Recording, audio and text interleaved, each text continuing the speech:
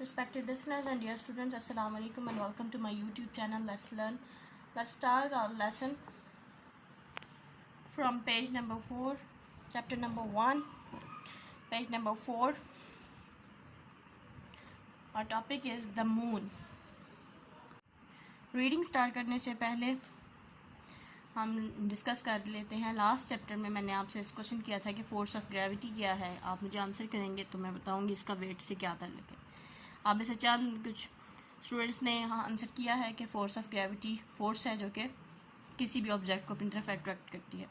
बिल्कुल ऐसा ही है। फोर्स ऑफ ग्रेविटी किस अर्थ की वो फोर्स है जो कि ऑब्जेक्ट को अपनी तरफ पुल करती है, अपनी तरफ खींचती है। ये फोर्स, इस फोर्स का वेट से क्या ताल्लुक है? ये जितनी स्ट्रांग होगी ये उतनी ही शिद्दत से ऑब्जेक्ट को अपनी तरफ खींचेगी और उसका वेट ज़्यादा, वज़न ज़्यादा फील होगा। तो इसी तरह हमने पढ़ा था, हमने देखा था कि जुपिटर पे जो फोर्स ऑफ ग्रेविटी है वो 2.4 टाइम्स स्ट्रॉन्गर है अर्थ की फोर्स ऑफ ग्रेविटी से। तो इसका मतलब ये है कि अगर आप अर्थ पे 50 kg हैं तो आप जब अगर जुपिटर पे जाएं तो क्योंकि जो जुपिटर की फोर्स ऑफ ग्रेविटी है वो 2.4 टाइम्स ग्रेटर है, तो आप जब 2.4 को आप मल्टीप्लाई करते हैं 50 kg से तो इसका मतलब है कि उस वक़्त वहाँ पे आपको 120 किलोग्राम्स वेट फील होगा। उतनी शिद्दत से वो आप फोर्स ऑफ ग्रेविटी, जुपिटर की फोर्स ऑफ ग्रेविटी इतनी शिद्दत से आपको अपनी तरफ पुल करेगी कि बहुत वज़नी फील होगा। और इसी तरह जहाँ फोर्स ऑफ ग्रेविटी बिल्कुल नहीं होती, कम होती है, जैसे कि स्पेस में चीज़ें अपने आप को, अपना वज़न, अपना हजम बरकरार नहीं रख सकती, बिल्कुल हल्की फुल्की एक पर की मानद लगती हैं और यहाँ से वहाँ उड़ती हैं और एक जगह पे स्टे नहीं कर पाती, खड़ी नहीं हो पाती। जी, let's start the topic. The topic is the moon, चांद। Our moon seems to shine but it is only like a mirror reflecting the light of the sun. We all know that the moon seems to change depending on the time of the month. It does not change, of course, but appears to do so because the shadow of the earth crosses it. हमारा चांद हमें चमकता हुआ दिखाई देता है, लेकिन ये सिर्फ ऐसा होता नहीं है। ये एक शीशे की तरह सूरज की रोशनी को रिफ्लेक्ट कर रहा होता है, मुनक्किस कर रहा होता है। या जैसे शीशे में, आईने में हम देखते हैं तो हमारी आंखों से जो लाइट रेज निकलती हैं वो शीशे से टकरा के वापस हमारी तरफ आती हैं, रिफ्लेक्ट होकर आती हैं, तो हमें अपना अक्स अपना शीशे में नज़र आता है। सेम इसी तरह से आपको पता है कि लास्ट टॉपिक में हमने रीड किया था कि सूरज रुका होता है, ठहरा हुआ है अपनी जगह पे। ज़मीन सूरज के इर्द गिर्द चक्कर लगाती है और ज़मीन के इर्द गिर्द चाँद चक्कर लगाता है। अब सूरज की रोशनी चाँद पे पड़ती है और जिस हिस्से पर रोशनी पड़ रही होती है वो हिस्सा हमें रोशन नज़र आ रहा होता है, और जिस साथ में ही ज़मीन का साया भी चाँद पे पड़ रहा होता है, और जो जिस हिस्से पे जिस हिस्से पे ज़मीन का साया पड़ रहा होता है वो रोशन हमें नज़र नहीं आ रहा होता और बाकी हमें रोशन नज़र आता है। और इसीलिए चाँद जो सा हमें एक महीने में मुख्तलिफ़ वक्तों में मुख्तलिफ़ तौर पर चमकता हुआ नज़र आता है। यानी एक दिन का चाँद एक कमान की सूरत में होता है और जो फुल मून होता है, जैसे 14 डेज़ का जो मून होता है, वो पूरी तरह से रोशन, पूरा सर्कल रोशन नज़र आ रहा होता है। लेकिन ये खुद चेंज नहीं होता, it does not change of course. चाँद चेंज नहीं हो रहा होता, लेकिन ऐसा होता हुआ नज़र आ रहा होता है क्योंकि ज़मीन का साया उसके ऊपर पड़ रहा होता है, ज़मीन का साया उसको अबूर कर रहा होता है। यानी जहाँ जहाँ ज़मीन का साया है चाँद के ऊपर वो हिस्सा ब्लैक नज़र आता है और जहाँ पर रोशनी है वो हिस्सा रोशन नज़र आएगा। ये इस डायग्राम से, इस पिक्चर से जो कि क्या रूल है चाँद, सूरज और ज़मीन की रोशनी के रिफ्लेक्शन का।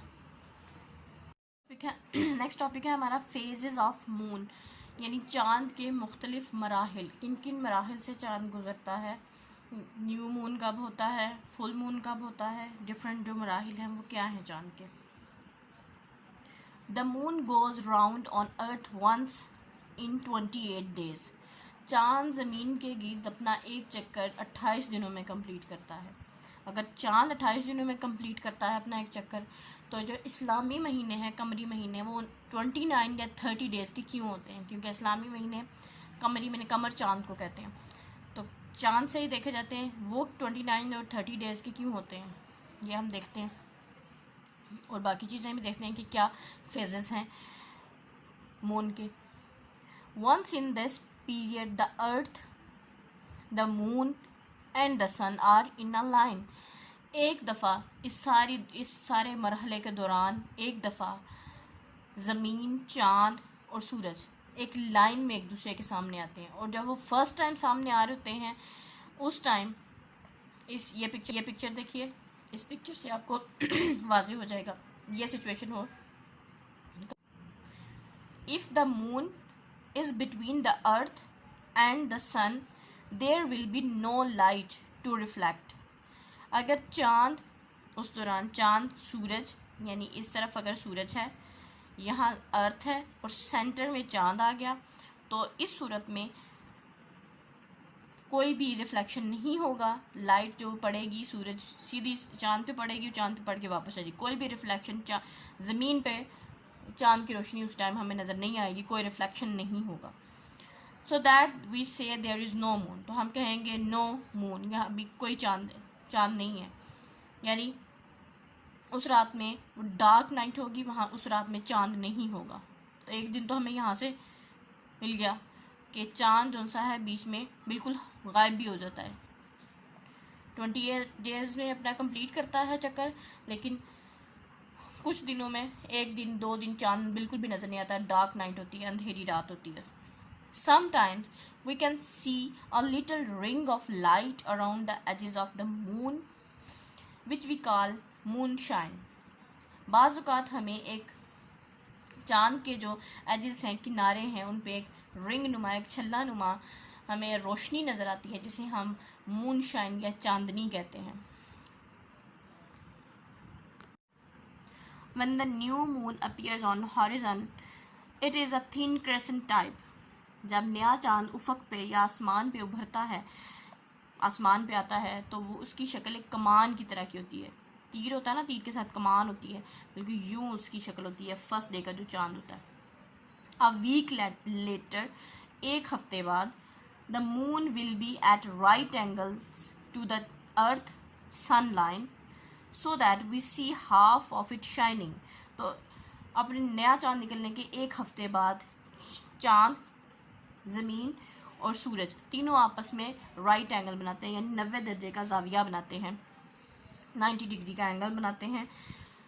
तो उस टाइम हमें आधा चाँद शाइन करता हुआ नज़र आ रहा होता है, क्योंकि आधे चाँद पे सूरज की रोशनी पड़ रही होती है और आधे चाँद पे वो आधा चाँद रिफ्लेक्ट हो रहा होता है और आधा चाँद हमें चमकता हुआ नज़र आ रहा होता है। इस फिगर से आपको वाज़ेह हो जाएगा। इस फिगर को गौर से देखेंगे, 90 डिग्री का एंगल इस तरह से बनता है। A week later still, the moon, the earth and the sun are in line again. मज़ीद एक हफ्ते बाद ये तीनों सन, मून एंड अर्थ दोबारा से एक लाइन में नज़र, लेकिन अब अपोजिट साइड पे, क्योंकि राउंड यूँ यहाँ से चक्कर काट के अब इस साइड पे है, यानी हाफ सर्कल हो चुका, यहाँ पे आ जाते हैं। तो फिर अनदर वी से this is the full moon, तो तब हम कहेंगे कि मून पूरा चाँद है। यानी पहले जब इसकी इस अपोजिट साइड पे तीनों एक लाइन में थे तब नो मून, तब कोई चाँद नहीं था। जब यहाँ से 180 डिग्री पे वापस हो गया तो फिर जब एक लाइन में तीनों आए तो वहाँ पे चाँद पूरा हो चुका है। और जो पहले हमने रीड किया कि पहले जो एक वीक में न्यू मून से लेके एक वीक तक का जो टाइम पीरियड होता है इसको फर्स्ट क्वार्टर कहते हैं। ये आपकी बुक में जो डायग्राम है इसमें ये गिवन है, इसके फर्स्ट क्वार्टर होता है। न्यू मून से लेके फर्स्ट वीक तक जो चांद का टाइम पीरियड होता है उसको फर्स्ट क्वार्टर कहते हैं। फिर अगले एक हफ्ते में दोबारा से ये यूँ आमने सामने तीनों हो जाते हैं।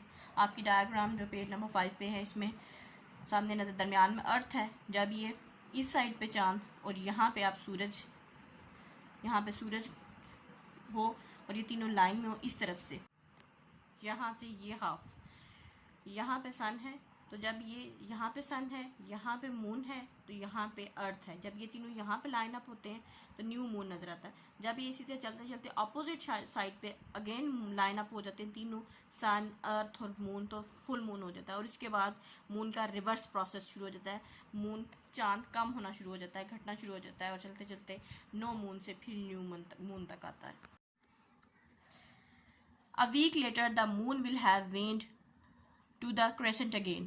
और एक हफ्ते बाद दोबारा से चाँद उनसा है इतना रिड्यूस हो चुका होता है, इतना कम हो चुका होता है कि दोबारा से नए चाँद की सूरत इख्तियार कर लेता है, उसी तरह कमान की तरह। इन बिटवीन दीज पॉइंट्स, इन पॉइंट्स के दरमियान we see more and more of the moon until it is full. हम चाँद को बढ़ता और बढ़ता हुआ देखते हैं यहाँ तक कि वो पूरा चाँद हो जाता है।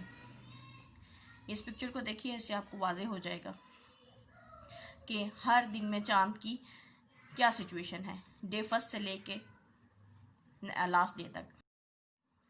And then less and less until there is no moon. और कम से कम होता जाता है, घटता जाता है, बतदरीज कम होता जाता है, यहाँ तक कि चाँद हमें नज़र नहीं आता। इस टॉपिक को स्टॉप करते हैं। इंशाल्लाह मंडे को हम नेक्स्ट टॉपिक और वर्ड्स मीनिंग स्टार्ट करेंगे। Wish you best of luck. अल्लाह हाफिज़।